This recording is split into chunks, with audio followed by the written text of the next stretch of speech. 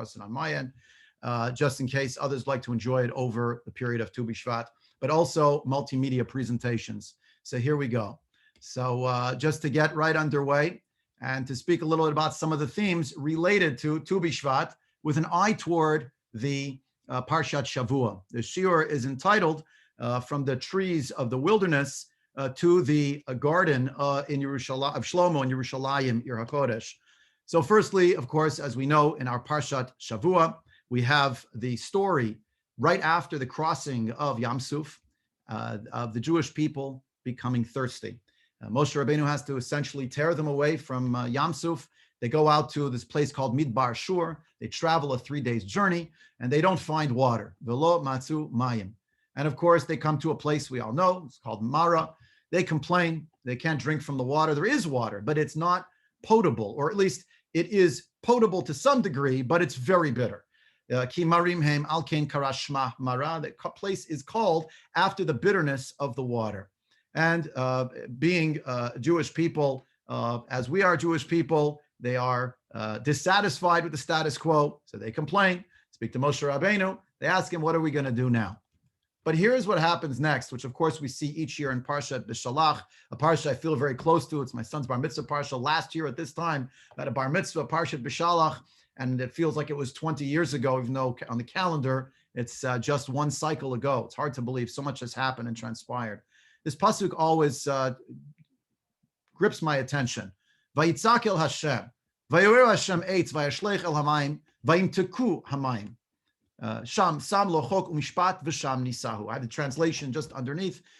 Moshe Rabbeinu davens to Hashem. He calls out to Hashem, a particular type of prayer. Instead of Hashem just telling him the water is sweet now, or instead of the Jewish people arriving in a place that had potable, sweet, delicious water, first we have to hear that they complain, and then the answer is not actually the answer, it's a recipe.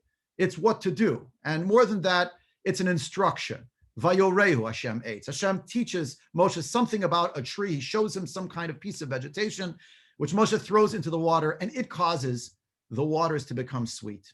And then, of course, the cryptic pasuk that it continues, that here an edict and a statute were placed before him, before Moshe, and there he was tested in some way, or the people were tested.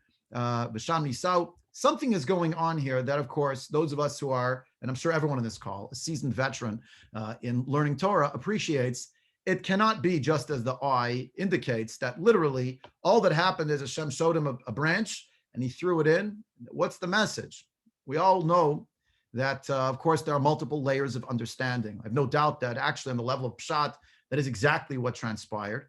But of course, we understand when we learn that there are multiple layers of meaning that are going on at the same time. And on a bit of a deeper level of meaning, there's here the first entryway into learning, into instruction, into some kind of insight about the world, not such as it is, but such as it ought to be.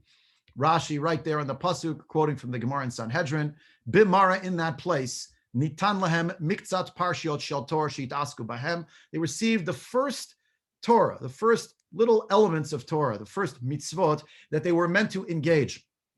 And what are those? Shabbat, Para Aduma, and Dinan. The Gemara has it a little bit differently, but a few mitzvot were granted the Jewish people here. Now recall, if you remember the timeline, the Jewish people left Egypt. Here they've traveled through the Reed Sea. They've come through it. Now they traveled an extra 3 days. They've not yet received the Torah, not arrived at Har Sinai. They already have some elements of Torah that they are endowed with, or at least is bestowed upon them. But instead of just saying it directly, and here HaKodesh Baruch Hu instructed Moshe Rabbeinu, here's a few mitzvahs to keep them busy, it's somehow bound up with this instruction about making the bitter waters sweet. In case we had any questions about the interplay between the level of pshat, the direct literal rendering, versus, or not versus, the direct level of meaning on the surface, but also that which exists just under the surface. You could say it's subterranean. One of the most authoritative commentaries we have on the Torah is from the era of our sages of blessed memory, the sages of the Mishnah. One of those works is called the Mechilta de Rabbi Yishmael, and indeed Rabbi Yishmael commenting on each. It's a compilation of the teachings of the various sages of the Mishnah that is ascribed to Rabbi Yishmael as having organized and redacted it. And so here on our verse about this mysterious tree thrown in, there are various contenders for what it might be. Rabbi Yeshua thinks it's the tree of the Arava. Rabbi Lazar Hamodai says it is an olive branch. Rabbi Yeshua ben Karcha says it is some other kind of a tree. Comes along Rabbi Shimon Bar Yochai, as you would imagine, everything we already know about Rabbi Shimon Bar Yochai and his mystical approach. And what does he say? Davar min haTorah her'ehu. Here, Moshe Rabbeinu was already shown some element of Torah. Shenemar vayireu Hashem eitz. God did not show him. Vayareu Hashem eitz eno omer. Doesn't say God showed him the tree, but properly the language here, instead of the demonstrative vayarehu, he showed him this tree is what you throw in the water. The Torah spells it vayorehu, like the word Torah. Ella vayorehu ke'inyan shenemar, as it says, vayoreni v'omer li yitmoch dvari divrei libcha. As the book of Proverbs teaches, the notion of vayoreni means to instruct, to teach someone. And the idea here that Moshe Rabbeinu was instructed with regard to the tree. Rabbi Natan chimes in, another type of tree, Eitz Katros. Some say maybe it had to do with the figs, or maybe pomegranates. The Dorshei Reshumot, an anonymous group of sages who were those who engaged also in plumbing the depths to understand deeper layers of meaning, understand Harehu Divrei Torah, Shanim Shlu Le'etz, that indeed there is this parallel that we're so familiar with because we say it every time we put a Sefer Torah back in the HaKodesh, quoting from Sefer Mishlei. It is a tree of life for those who grasp onto it. Eitz Chaim Hilamach Hazikim Ba.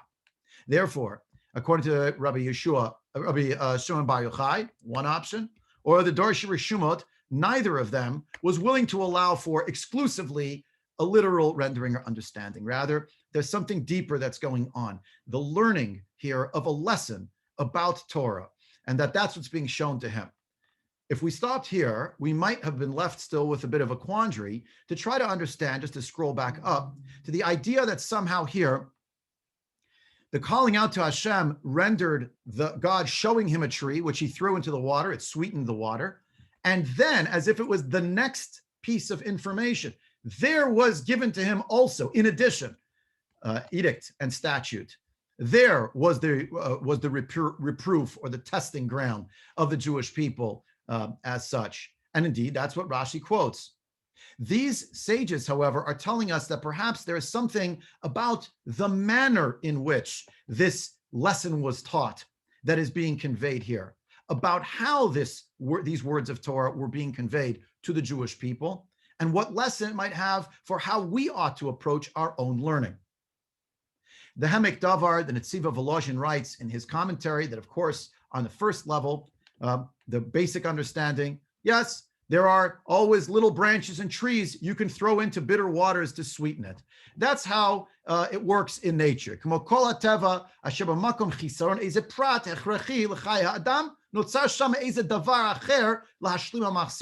Where something is missing, there's a lacuna, there will be something else within nature that will fill it in. It's left to us to figure out what it might be. And perhaps on the level of Pshat, that's what Moshe Rabbeinu is being shown. There was indeed a branch that would sweeten the water. He needed to be given the insight by HaKodesh Baruch Hu. However, the Netziv was interested in understanding whether there was a link between this level of Pshat that Moshe was trying to be shown, he was being shown something about how to deal with the natural order around him, and the fact that in exactly the same sentence, the same pasuk, the Jewish people were taught something about Torah.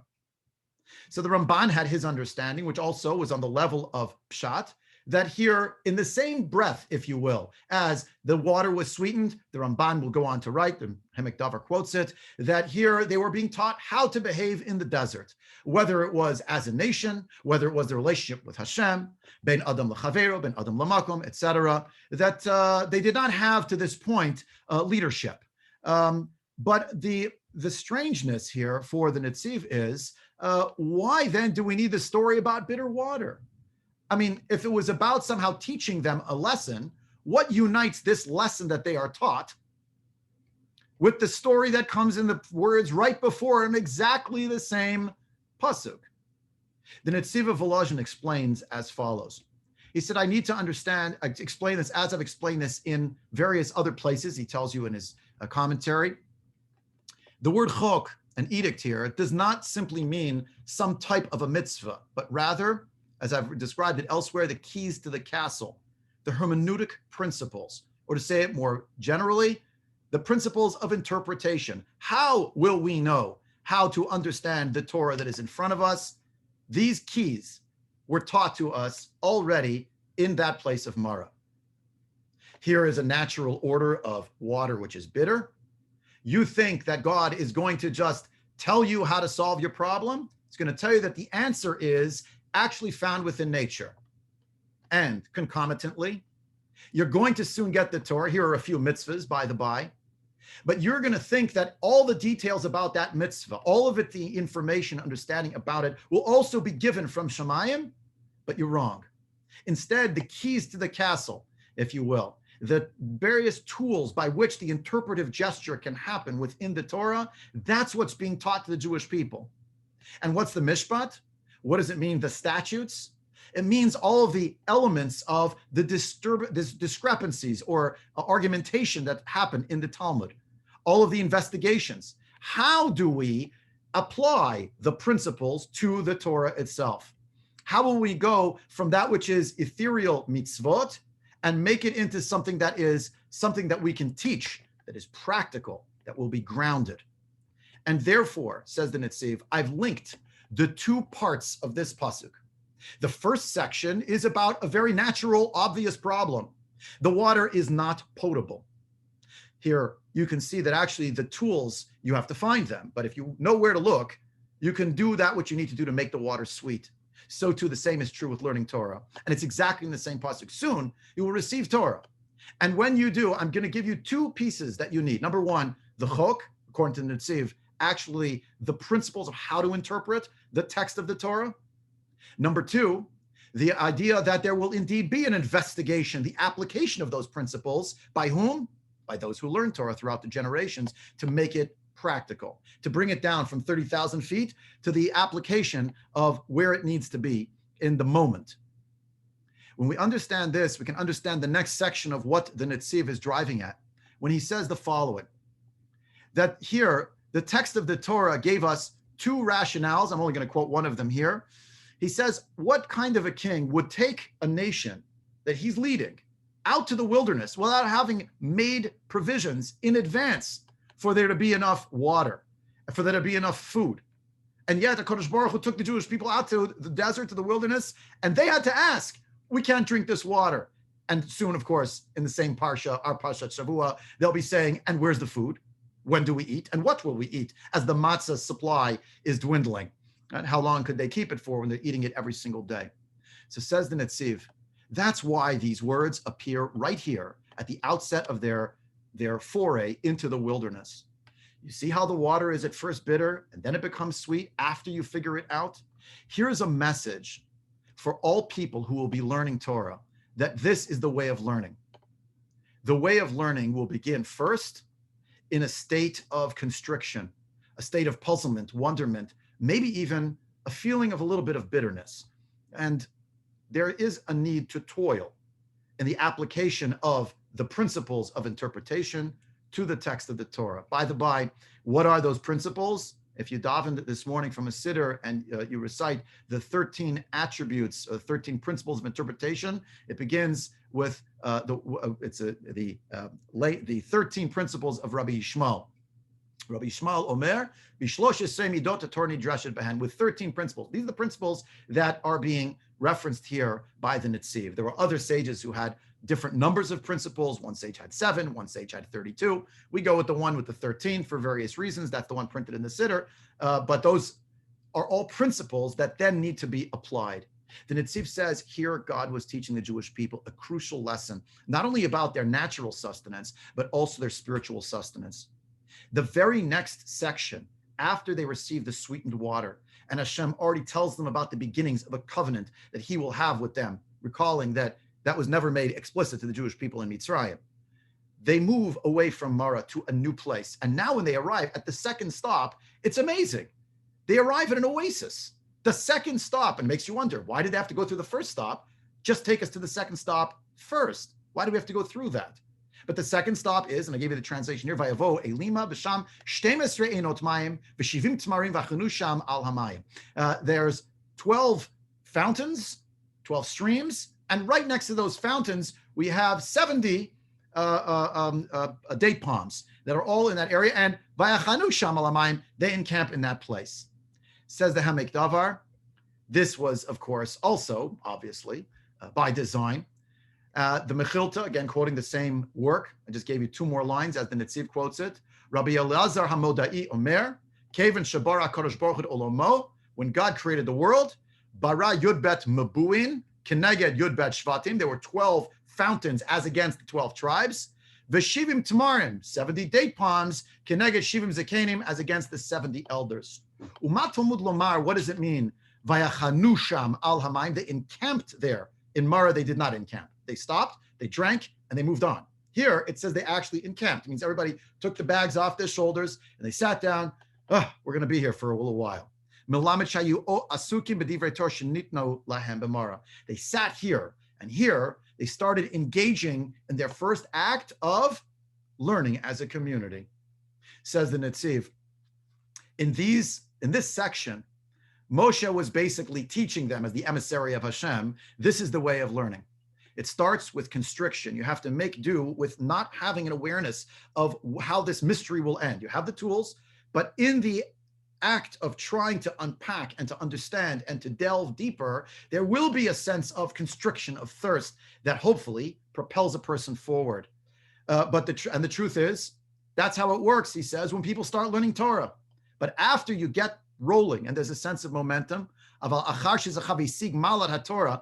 you get to the higher echelons of understanding the excellence of Torah, then you are no longer just sipping water that a moment ago was made potable, that you were wondering, how am I going to sustain myself? Now there's a sense of largesse. Now there's a sense of being in an oasis. That which is expansive to the mind, to the intellect, to understand greater lessons within the Torah. And therefore, he says, this is exactly why there's a transition from the world of nothing but, if only the water would be potable, then at least we could subsist to the next station, to arriving at the next station where what's happening? Not only is there water aplenty, but there are delicious fruits coming off of those tamarim, those date palms, that we can enjoy and we can engage. Kol zeh, concludes the Netziv, Her'a HaKodesh Baruch Hu b'tchilat tzmichat ha'umah v'halichot olam lahem. All of this was shown by the Holy One, blessed be He, to the Jewish people at the beginning of the flowering or the growth, the organic growth. The Netziv uses the language, I think advisedly, the growth of the nation and the pathways of the world to them. Umizeh yaskilu l'dor dor. From here, should each and every generation take a note, take a lesson.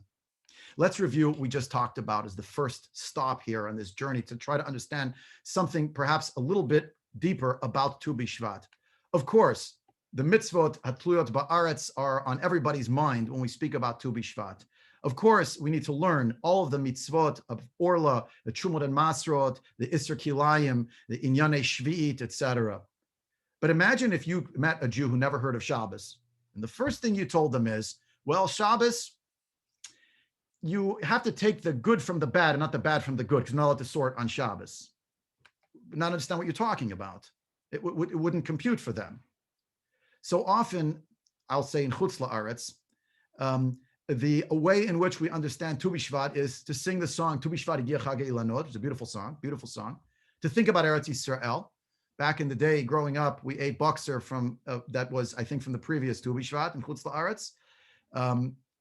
And it's not Chalila to say anything negative about the education that I was afforded in my native Montreal. And I'll welcome, I see she joined the call, Morati, Giveret Miriam Hauer, to whom I am incredibly indebted. She was my Mora in school growing up, and she gave me a lot of life's lessons and a lot of information, but also skills about discipline and learning and focus.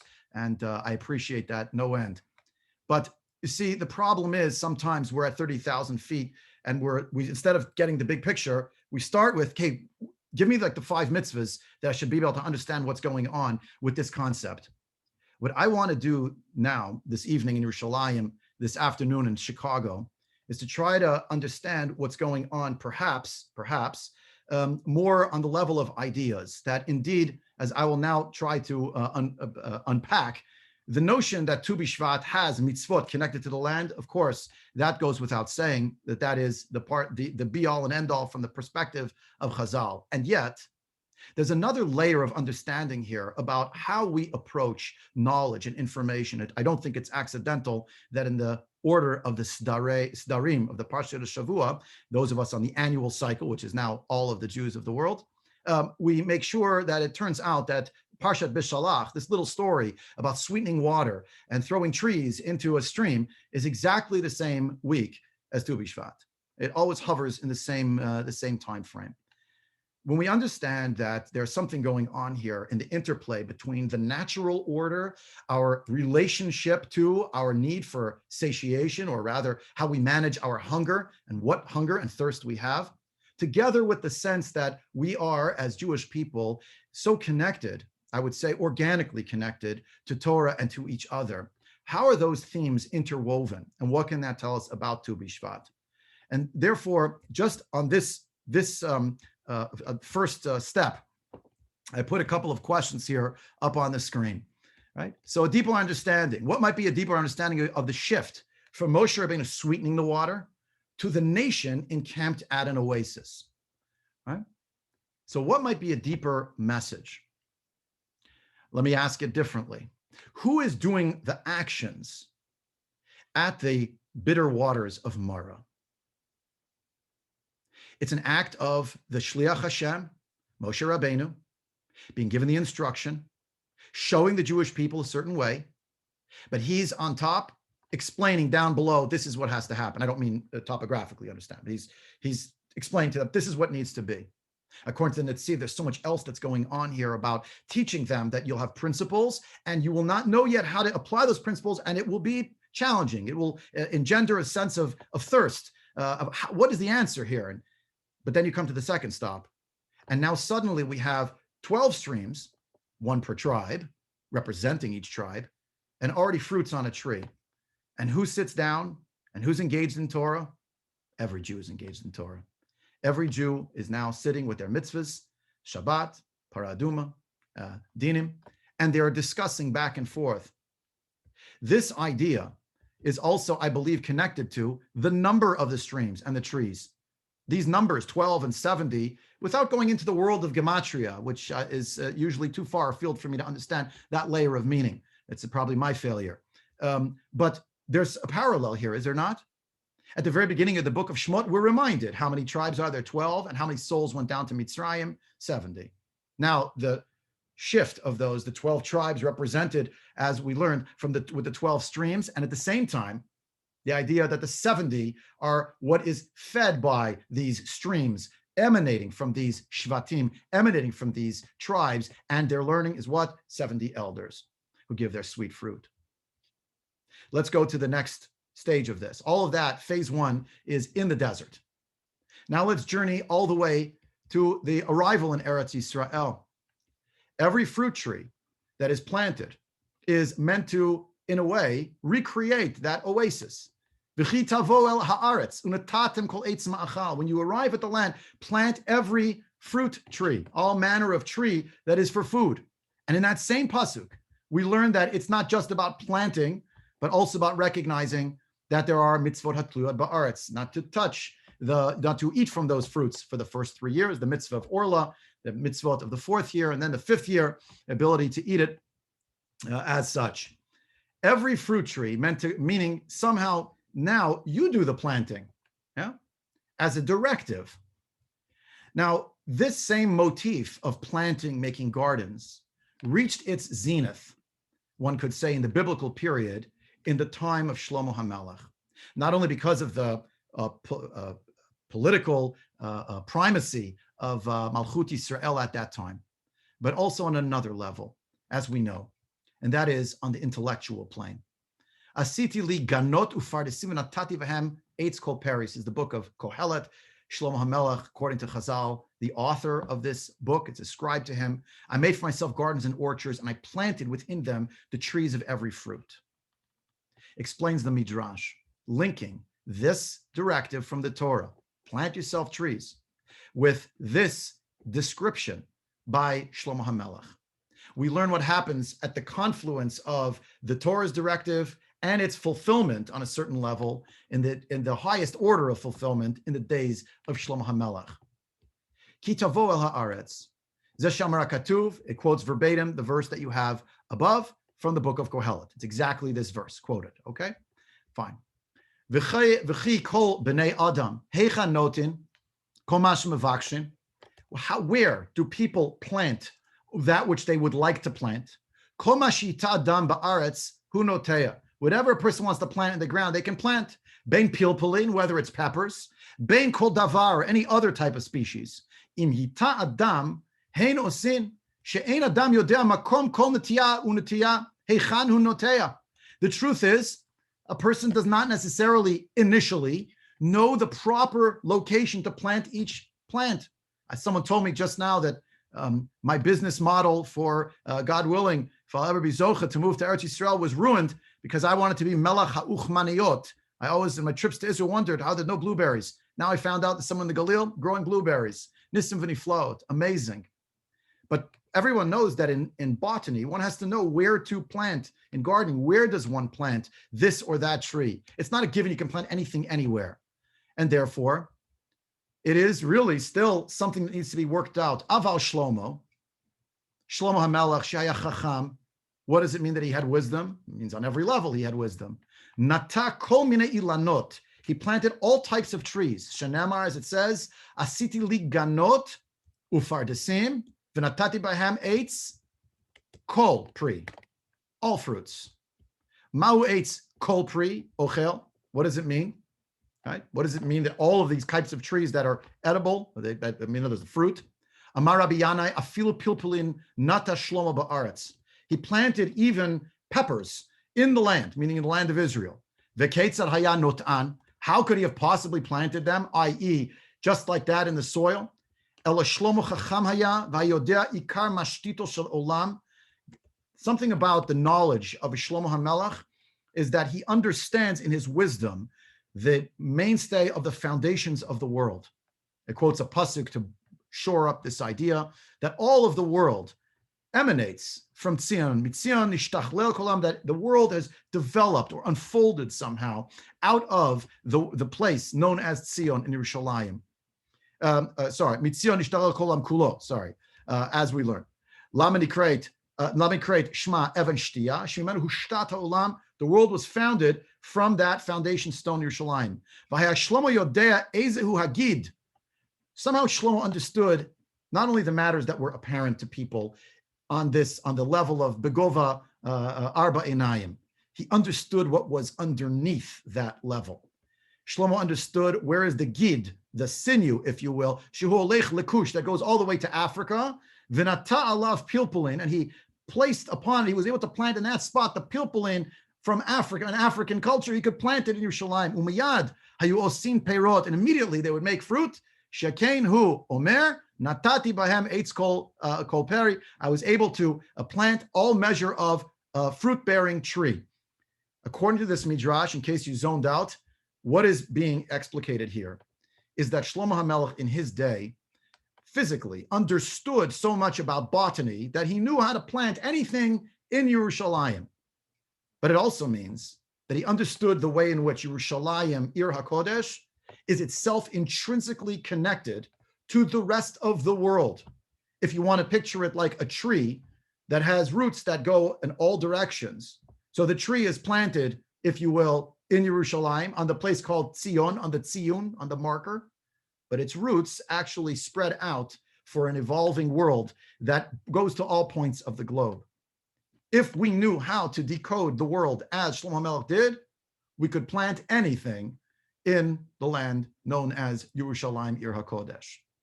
I would venture to say that if we see, intellectually speaking, what happens today in Medinat Yisrael, I speak strictly as a chutznik who looks from afar, perhaps with starry eyes and rose-colored glasses, but to my eyes, I see miracles happening each and every day in Medinat Yisrael in terms of the intellectual ferment within Medinat Yisrael, not just in the world of agriculture, but you understand in the whole edifice of intellectual development, whether that's technology, whether that's in other realms as such.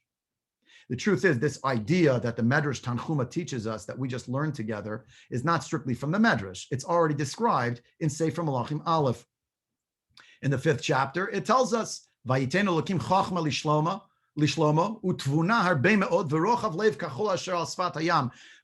Hashem gave to Shlomo great wisdom, a great understanding, an expansive heart that is like the sand that is on the beaches of the seashore. It's great. It's vast, and it's not just vast in terms of the knowledge base, but the breadth of knowledge. And of course, it goes on to describe his wisdom. I won't read all of it per se, but it does tell us, oddly enough, Vayidaber al ha'etzim. He spoke of the trees. Min ha'erez asher balavanon. He understood even the great cedars of Lebanon, until the hyssop, the lowly hyssop asher yotzei bakir, that grows on the moss on the side of the wall. Indeed, he understood lots of things about the animals, not only flora, but the world of fauna as well, about fowl, even about creeping insects, or anything that creeps, I should say, and even about the world that is the aquatic world. And what happened? Vayavo mikol ha'amim lishmoa et chochmat Shlomo me'et kol malchei ha'aretz asher sham'u et chochmato. Meaning, right after it describes that he was a master of botany, a master of understanding the animal kingdom, we learn that all of the nations of the world came to Shlomo HaMelech, came to his capital city, Yerushalayim, HaKodesh, and said, we want to hear your wisdom. Because we know that you understand something that is subterranean about us, about our world, that maybe even we have not yet figured out. I think there is something very literal going on here in Shlomo HaMelech's understanding of the world of flora and fauna. But I think also, of course, as we saw previously in the wilderness, it's a reference also to the world of the intellect. Indeed, the Malbim writes that he was a great botanist. Gam chiber chiburim rabim al chochmat hateva. He knew a lot about nature. He was a biologist. Shebam diber al tzomech mikol minav. He was able to write about all of the different types of flora. V'chein b'chochmat habali chaim l'chol minayim. Any kind of an animal, all of their sorts, and whether it walks on 4 legs, whether it flies, anything that creeps, and that includes amphibians. He writes, amphibian. So now, to sum up this little portion here, the move from the wilderness into Yerushalayim is the move from sweetening the water and the move to a collective community that learns together to be able to plant it in the terra firma of Eretz Yisrael. And to understand what it means when we say the words from Yeshaya Hanavi, Ki mitzion tetzei Torah udvar Hashem Yerushalayim. There's a Canadian researcher whose name is Suzanne Simard. You can look her up online. She's been involved in forestry for upwards of 3.5, maybe 4 decades. Highly decorated academic, lives in Western Canada, grew up in the forests of British Columbia. Recently, I came across one of her talks. I excerpted just a few minutes from her talk, 2 short excerpts. I want to share the first one with you now, if you could pay attention to the screen, and to understand something about the way in which science, within the last few years, this video is made from 2016, 2017, has figured out some astounding pieces of information about the ways in which not only is there, of course, we know from the roots of trees, a lot going on subterra, but there is a lot that's going on between the trees and the way in which they are linked one to the other. And we have to follow our intuition and our experiences and ask really good questions. And then we got to gather our data and then go verify. For me, I've conducted and published hundreds of experiments in the forest. Some of my oldest experimental plantations are now over 30 years old. You can check them out. That's how forest science works. So now I want to talk about the science. How were Paper, Birch, and Douglas fir communicating? Well, it turns out they were conversing not only in the language of carbon, but also nitrogen and phosphorus and water and defense signals and allele chemicals and hormones, information. And I have to tell you, before me, scientists had thought that this below ground mutualistic symbiosis called a mycorrhiza was involved. Mycorrhiza literally means fungus root. You see their reproductive organs when you walk through the forest. They're the mushrooms. The mushrooms, though, are just the tip of the iceberg, because coming out of those stems are fungal threads that form a mycelium, and that mycelium infects and colonizes the roots of all the trees and plants. And where the fungal cells interact with the root cells, there's a trade of carbon for nutrients. And that fungus gets those nutrients by growing through the soil and coating every soil particle. The web is so dense that there can be hundreds of kilometers of mycelium under a single footstep.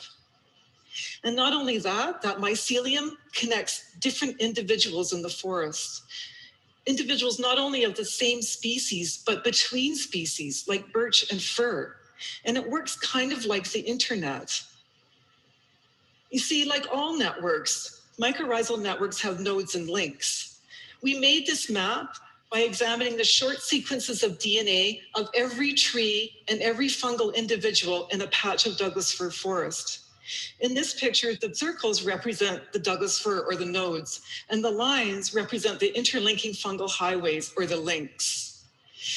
The biggest, darkest nodes are the busiest nodes. We call those hub trees, or more fondly, mother trees, because it turns out that those hub trees nurture their young, the ones growing in the understory. And if you can see those yellow dots, those are the young seedlings that have established within the network of the old mother trees. In a single forest, a mother tree can be connected to hundreds of other trees. And using our isotope tracers, we have found that mother trees will send their excess carbon through the mycorrhizal network to the understory seedlings. And we've associated this with increased seedling survival by 4 times. Now, we know we all favor our own children. And I wondered, could Douglas fir recognize its own kin? Like Mama Grizzly and her cub? So we set about an experiment. We grew mother trees with kin and stranger seedlings. And it turns out they do recognize their kin. Mother trees colonize their kin with bigger mycorrhizal networks. They send them more carbon below ground.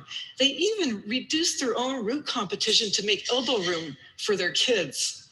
When mother trees are injured or dying, they also send messages, wisdom onto the next generation of seedlings.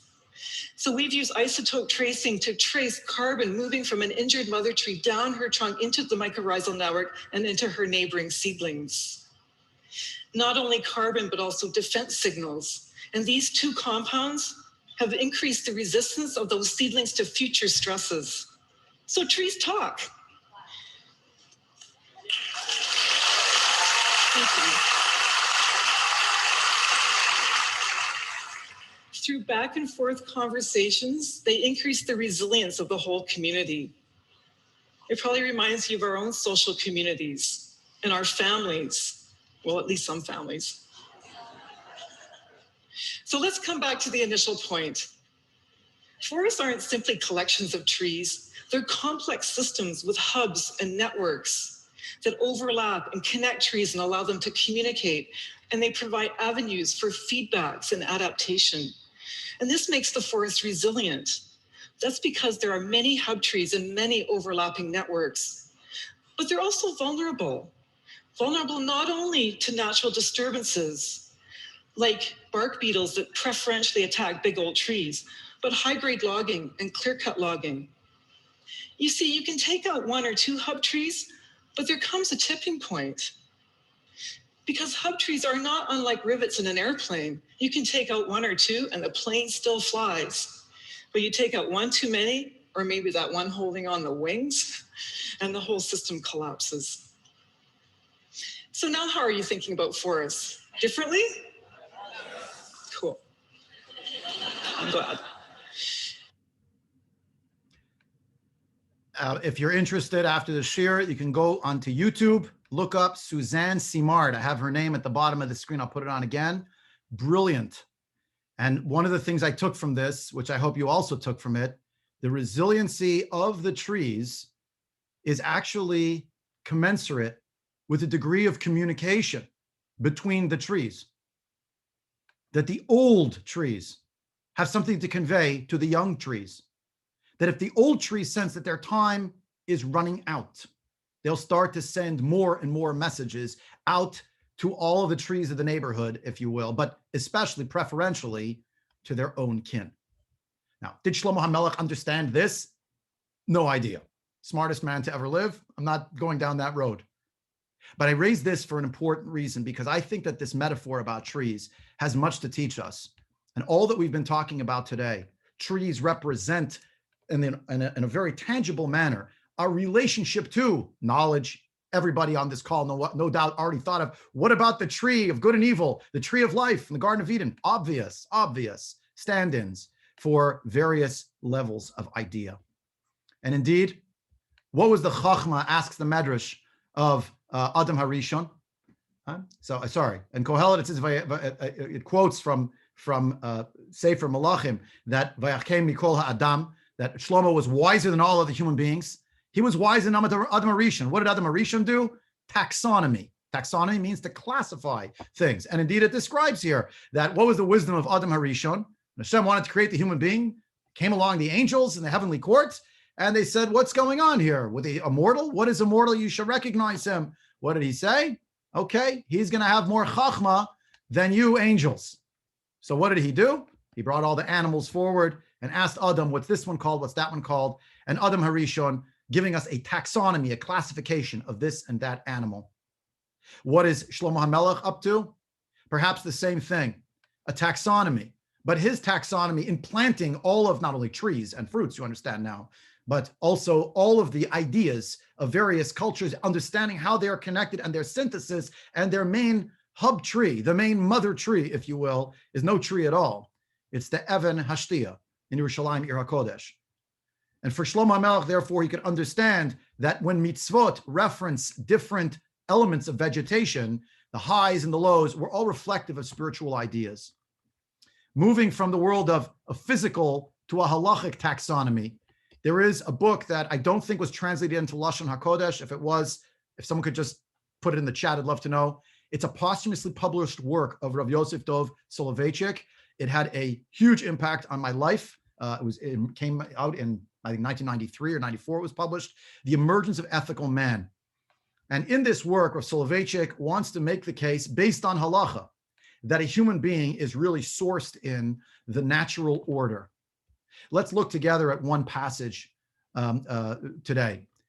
In reference to Zraim, to plants, says Rav Soloveitchik, the halacha first interprets the realia in a descriptive and explanatory manner and then tries to fit them into a halachic matrix.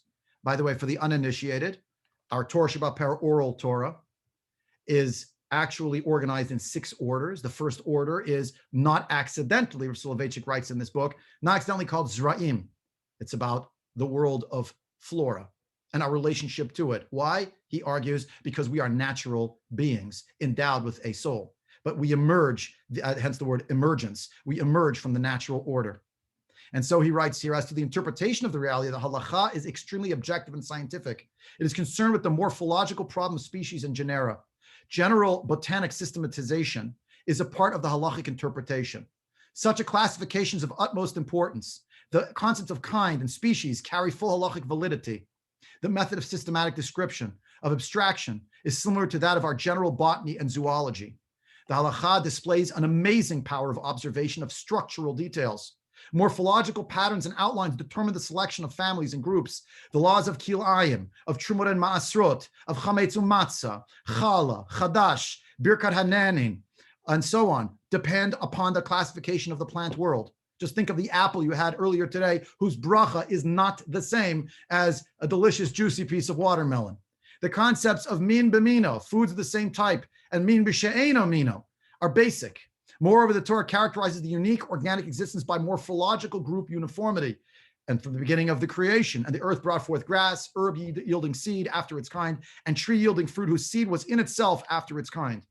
Organic life begins whenever organized group structural patterns emerge, which display propensities of regeneration and growth. But the halacha is preoccupied not merely with descriptive morphology, morphology means the shape of things, but also with explanatory physiology of plants. Growth, food assimilation, and so on were central halachic problems. The term, in the Gemara, the term me'avira karabi, Ve'ara yanki, from the air the plant breathes, and from the earth it draws sustenance. Brachot 40b suggests a viewpoint that is quite close to our modern idea. Incidentally, all this was written and formulated in antiquity when the Orient still worshipped the golden bow and maintained the myth of the divinity of the tree. Halacha's approach to the world outside is an objective, mechanistic one. No mythical qualities, no supernatural traits, no animistic dreams. Dead and living matter surround us, and this matter must be interpreted in unison with a set of logical principles that will order the given mass of data along lines of continuity and uniformity. Chaos and whim, including transcendental caprice, are inadmissible. The halacha looks for stability and lawfulness in this world. Capricious changeability can never be comprehended by the halachic noesis. In line with the halachic interest in the physiology of plants, it occupied itself with the agronomic technique. Methods of cultivation, irrigation, fertilization, symmetry of planting and sowing constitute the background of Hilchot Zra'im. The Mishnayot of Orla, referenced that before, Kil'ayim, Shvid, are full of such technical data as Hashka'ah and Zivul. It goes on to describe it. What it means here is that a whole cornerstone, I would say, the first of our 6 orders of Mishnah, of our Torah Shebaal Peh, is reminding us again and again and again that we are part of the natural order. And that indeed, for urbanites such as myself, we sometimes need that reminder. But it's not enough just to characterize, categorize, etc. It's also to live in relation to HaKodesh Baruch Hu's Torah in this way by exploring what the halachic implications are. Again, just think of the 5-year-old child who's making a bracha on a banana, and you're trying to explain to the child, it's a fruit, but it's hadama, and here are the halachic reasons why. And what about the cherries that I ate over there? That's ha'etz. Why? Okay, we understand that the classification itself takes on halachic significance. This metaphor runs right through all of Nevi'im. Rav Soloveitchik writes in this book that actually the metaphor of the human being as grown, as organic, as related to the world of flora, of plants, is actually, he claims, and I'll take it on his authority, the most prevalent motif that comes up again and again and again. And back to Shlomo HaMelech, of course, the imparting of acquired wisdom. The section that culminates with the pasuk, Eitz Chaim Hilam Achazikim Bav Tomchem Ushar, is about a man speaking to his son. Here's wisdom. Here's my Torah. Here's what you need to know. And so on and so forth. And the idea here that even in the way in which Shlomo HaMelech, on the level of Pshat in the book of Proverbs, wants to interweave our understanding of ourselves in the natural order and ourselves as commanded beings endowed with that Eitz Chaim, that tree of life, in terms of a Torah HaKodosha that we bring, as it were, to bear on the natural order. There's a strange Gemara here, which we're running short on time, so I'm going to skip the Gemara, but I'll tell you the one-line punchline of it, is that of course, the Gemara itself already references something called Pilpula, the Alma. And Pilpula, we call it the Pilpul, which is not a school that I'm familiar with. The way I learned Gemara has nothing to do with Pilpul, the derech of Pilpul. But Pilpul does mean, what does the word Pilpul mean? To understand, according to Rashi, understand one thing from another, to make deductions and inferences. Pilpula, according to Tosfot, along the same lines, Shitat Charifut v'Havana, some kind of a sharp understanding of things. And when you scroll back to the source we learned before in blue about how Shlomo HaMelech is planting things, the one species that comes out again and again in that discourse is pilpulin. Is it just about peppers? Or is it that also Shlomo HaMelech understood how to plumb the depths, that there was a subterranean level going on in the natural order, but also, of course, in the realm of Torah as such? Let's move on. There's always the danger of overreach. We see that already with Adam and Chava in the Garden of Eden. They eat from the wrong tree at the wrong time, and they suffer for it. Maybe this has been co-opted by the ecological community, but I don't know how much it's a co-opting. Indeed, it describes very beautifully that when Hashem created the first human being, he took him to see all of the trees of Gan Eden. And he said to him, V'amarlo, as he's showing him the trees, God, as it were, showing Moshe Rabbeinu the trees, he told him, Re'ema asai kamanam shubachin hein. Look how beautiful my creations are, how praiseworthy they are. V'chol shebarati b'shvilcha barati. I created all this for you. But be careful, Adam. Tein da'atcha shlo tekalkel v'tachariv et olami. Don't ruin it. Don't destroy my world. Because if you do, ein mi sheyitaken acharecha. Now, this, no doubt, for Chazal, that was not a call to environmentalism. It was a call to moral probity. If you go on in this matter, it describes, if you will eat from the wrong tree and you will create and cause moral sins to happen, you will destroy the world. But today, I don't think it's a postmodern stretch to say that we, you and me, who live in the world such as it is, understand the connection between our actions and what happens in the natural order. And I'd argue that many of those actions are actually concerned with aspects of morality and economy and politics. And indeed, Shlomo HaMelech is alluding to this according to the Medrash. See the works of God. Who can fix that which was ruined, that which was made perverse or thrown off kilter? Talk about a warning for us. Don't overreach. It has consequences on the level of, literally on the level of plants and vegetation, and also on the level of ideas. To the Meshech Chachma, this is what it means that Shlomo HaMelech came and made various enactments that he added, as it were, Netilat Yadayim for Kodshim, Eruvin, the notion of there being an Eruv, etc. There was a bat kol when he made these enactments to protect the Torah. There was a heavenly voice that proclaimed an divine echo that was very much approving of what he did.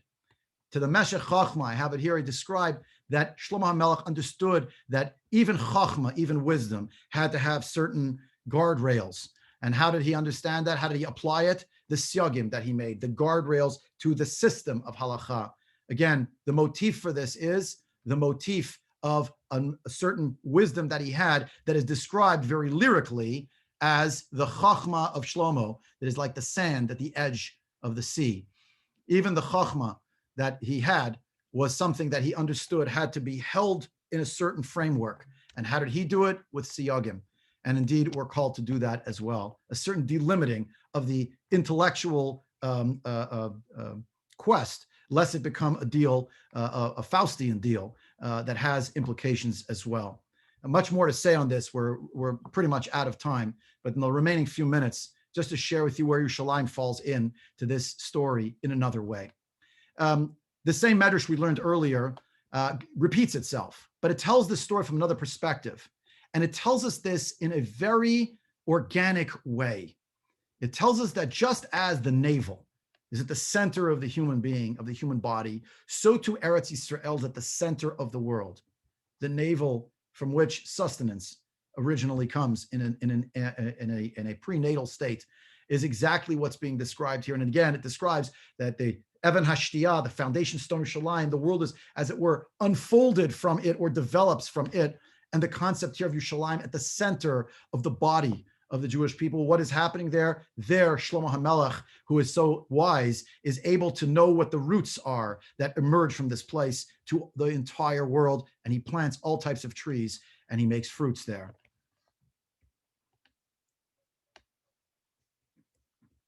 This second interpretation differs from the earlier one about Shlomo HaMelech, because here, instead of it being about Shlomo's wisdom and understanding things about the world, and he lives in Yerushalayim and he knows this fact, it's that the whole world is a gigantic organic whole. It is, to wit, an organism. And its tabur is in your holy city, dear friends who are on from Yerushalayim and its surrounding environs, Yerushalayim, HaKodesh. Now, much of what I've said today is really, you could say, well, there's a lot of complex ideas. I want to drill this down for you by playing another, it's a 3.5-minute clip, again from this Dr. Suzanne Simard, because I think it's a lesson for us to internalize the message of trees, a metaphor about knowledge, but also about the interaction of those trees. And particularly now, when so many of us, even on this call, have not been zochim to even see each other in person in the better part of a year, let alone to have interactions and limud haTorah, or the confluence of and a sharing of ideas. So here's from another video of Suzanne Simard, another 3.5 minutes, but listen to how the story that is very much about ideas and metaphors comes right down to a very personal message. Now, I published this work in some pretty good journals. This particular article struck a chord. Lots of people were enthused. In fact, there is a whole bunch of new research all around the world that was inspired by this paper. But there were also critics who tried to discredit my work. In fact, there were a lot of papers written, keynote addresses given, press releases. And back home, a professional ethics letter was actually put on my file. And my work was called A Dog's Breakfast.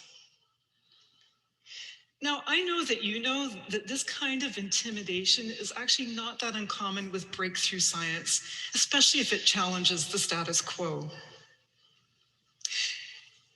Knowing this didn't stop me. I knew that my science was sound and rigorous, and I knew that one day it could change the way we view the environment. So, really motivated, I returned to my original question because I still hadn't quite answered it yet. And I wondered, could these webs, these networks, serve as more than just avenues of exchange of carbon and nutrients and water? Could a tree that's under stress, diseased, actually benefit from the help of its neighbors? Could birch be helping fir? So I did some more experiments, and it turns out it does. When Douglas fir is under stress or disease, it sends warning signals to its neighbors. And the neighbors respond by increasing production of their defense enzymes, and they're more resistant to disease. And if that neighbor is a birch tree, the fir benefits from the antibiotic-producing bacteria that are associated with the shared network. It's like a public immunization system. And I wondered, could there be more than defense signals moving? Well, it turns out that trees can actually recognize, transmit messages to their relatives. A mother tree can recognize whether seedlings in her neighborhood are her kin or strangers. She sends more carbon to kin seedlings than to strangers. And if the mother tree is injured, she sends even more carbon to her kin seedlings. It's as though she's passing her energy, her legacy, to the next generation. Now, when I look at all this together, it's though these trees are sharing their deepest secrets. This is breakthrough stuff. It's pretty exciting. You know, at the time, there were actually many articles written, popular science, documentary films. It was the word was getting out, and I was really, really excited. But I got cancer. And that was really awful. But you know, the beautiful thing about this is that it reconnected me with my people. My people, my family, looked after me. They helped me up the stairs. They cooked my meals. They looked after my children. They saved me. And back in the hospital, I made even more connections, strong ones, with other women fighting breast cancer. And we were really afraid. And we cried. But we also laughed. We still do every day. We've become so tight. We're like this tapestry that's knit together in a tight weave. When one of us stumbles or bends, the others are right there to pick her up. What I've learned through all this is what my forests have been trying to tell me all along, that these connections are crucial to our well-being. They're not easily seen, but they're real. And you know what? I'm living proof. And I'm really grateful.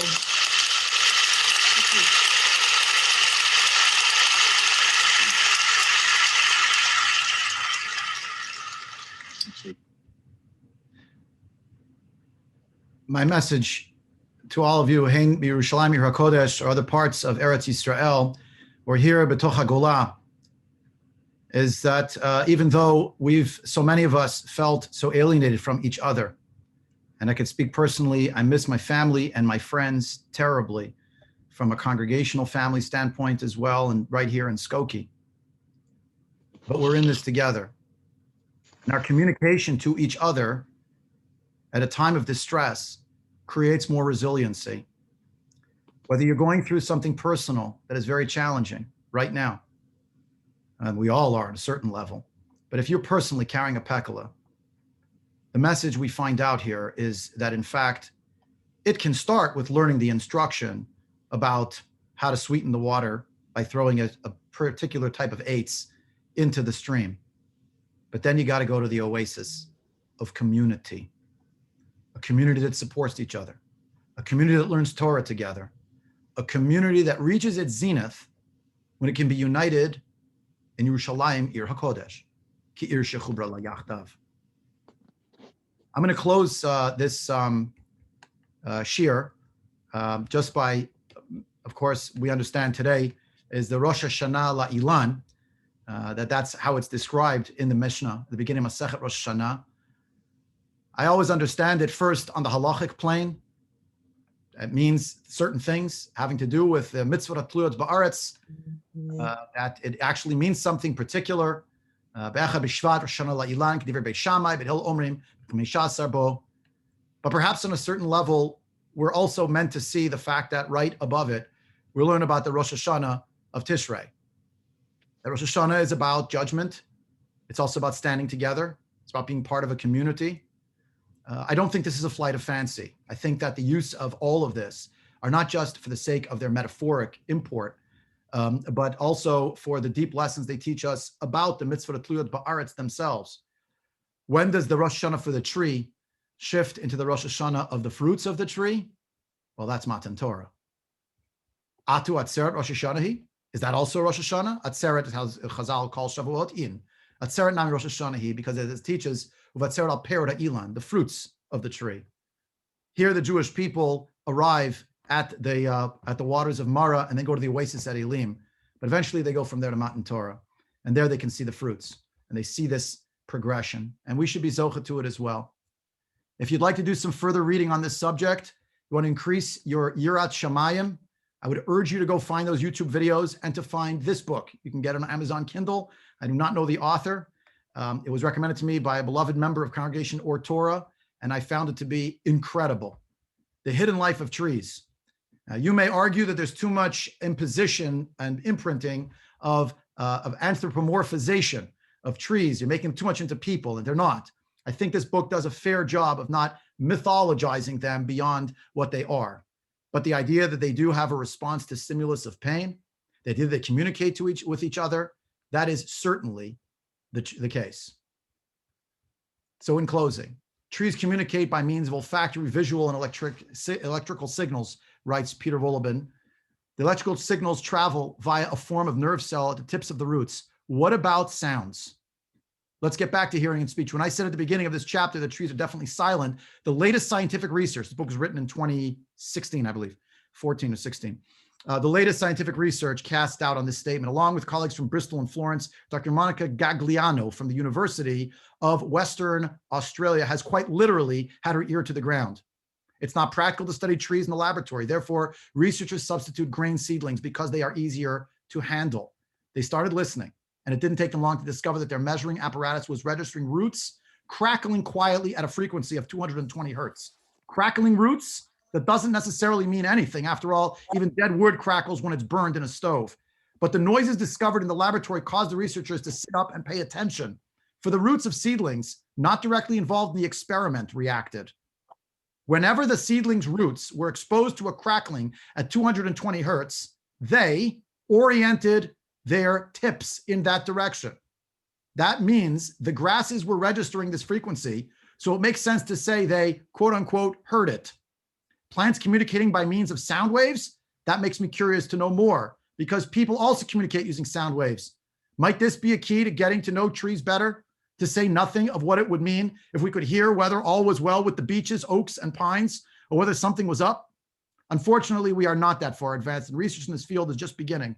But if you hear a light crackling the next time you take a walk in the forest, perhaps it won't just be the wind. And something for us to take with us, perhaps for our journey into our Tu B'Shvat, those who are already celebrating and those who will be, is that we are still living in an unfulfilled time. But we're waiting for that great day that we sing about every Friday night of Yismechu Hashemayim v'Tagil Haaretz Yiram Hem Lo'o Yalos Sadai B'Chol Asher Bo Az Yirananu Kol Atzei Yar. There will be a time, hopefully someday very soon, when the field and all that is in it will celebrate, then all the trees of the forest will sing. Lifnei Hashem kiva, because of the Lord who has arrived. And we should be zochim to say, b'viat goal tzedek, b'meher b'yameinu, b'Yerushalayim HaKodesh. Amen v'amen. הרב צבי היקר, ממש הדברים שיצאו מתוך הלב שלך ונכנסו אל הלב שלנו, ואנחנו מקווים ומאחלים שבעזרת השם בקרוב תוכל להעביר לנו עוד שיעורים יפים גם כאן בירושלים עיר הקודש. אז תודה רבה לך ותודה רבה לכולכם שהצטרפתם והגעתם ושמעתם את השיעור הנפלא של הרב צבי אנגל. תודה רבה לכם ולילה טוב לכולם. Thank you very much for joining us. יישר כוח גדול. תודה רבה. Thank you very much. Beautiful, beautiful talk. Thank you. Thank you. יישר כוח כרגיל. אוקיי, תודה רבה לכולם. אז אנחנו עכשיו נסגור ונתראה בפעם הבאה בעזרת השם. Regards to everybody. It תודה was a רבה very לכולם. stimulating, riveting shiur. Thank you. תודה רבה. לילה טוב לכולם. תודה לילה רבה. טוב. תודה רבה לילה לכולם. טוב.